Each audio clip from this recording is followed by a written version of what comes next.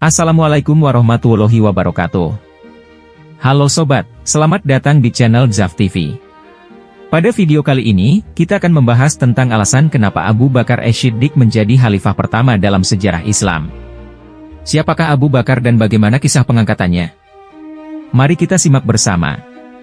Abu Bakar adalah nama kunyah dari Abdullah bin Utsman bin Amir bin Ka'ab bin Sa'id bin Taim bin Murrah bin Ka'ab bin Lu'ay bin Ghalib al-Qurasyi at-Taimi.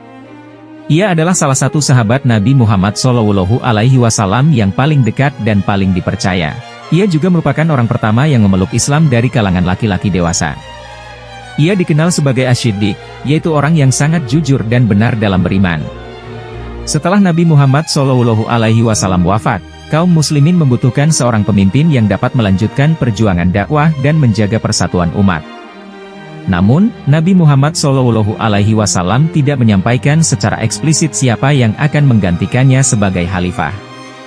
Hal ini menimbulkan perbedaan pendapat di antara para sahabat, terutama antara kaum Muhajirin dan Ansyar.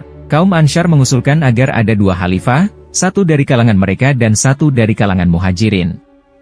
Mereka juga mengajukan Sa'id bin Ubadah, salah satu pemimpin Ansyar, sebagai kandidat khalifah.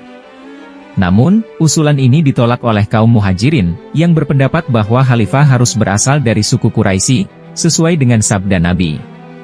Abu Bakar, yang hadir dalam pertemuan di Sakifah Bani Sa'idah, tempat kaum Ansyar berkumpul, mengambil sikap tegas dan berpidato dengan mengutip ayat-ayat Al-Quran dan hadits-hadits Nabi yang menunjukkan keutamaan suku Quraisy dan Abu Bakar sendiri.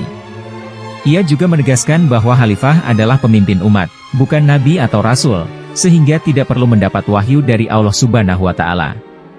Abu Bakar kemudian menunjuk dua orang sahabat, yaitu Umar bin Khattab dan Abu Ubaidah bin Jarrah, sebagai calon khalifah, dan mempersilakan kaum Ansyar untuk memilih salah satu dari mereka. Namun, Umar segera mengambil tangan Abu Bakar dan mengucapkan baiat kepadanya, dengan mengatakan bahwa ia lebih pantas menjadi khalifah daripada dirinya. Abu Ubaidah dan sebagian besar kaum Ansyar pun mengikuti langkah Umar dan membaiat Abu Bakar. Dengan demikian, Abu Bakar resmi menjadi khalifah pertama sepeninggal Nabi Muhammad SAW. Ada beberapa alasan mengapa Abu Bakar layak menjadi khalifah pertama, di antaranya adalah: ia adalah sahabat yang paling dekat dan paling dipercaya oleh Nabi Muhammad SAW.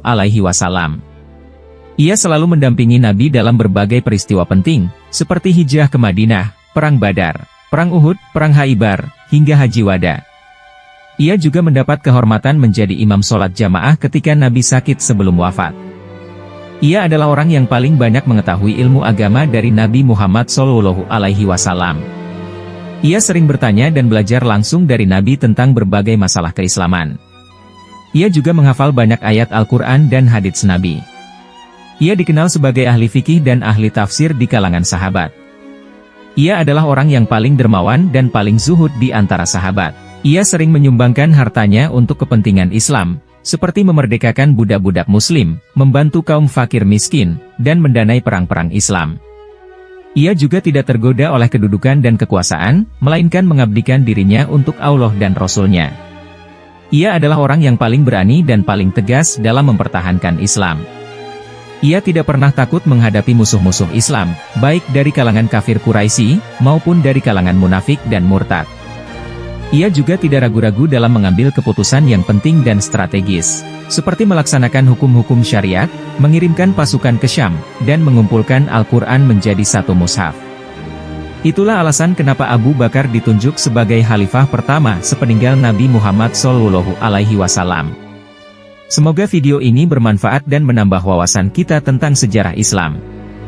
Jika Anda suka dengan video ini, jangan lupa untuk like, komen, share, dan subscribe. Terima kasih sudah menonton. Wassalamualaikum warahmatullahi wabarakatuh.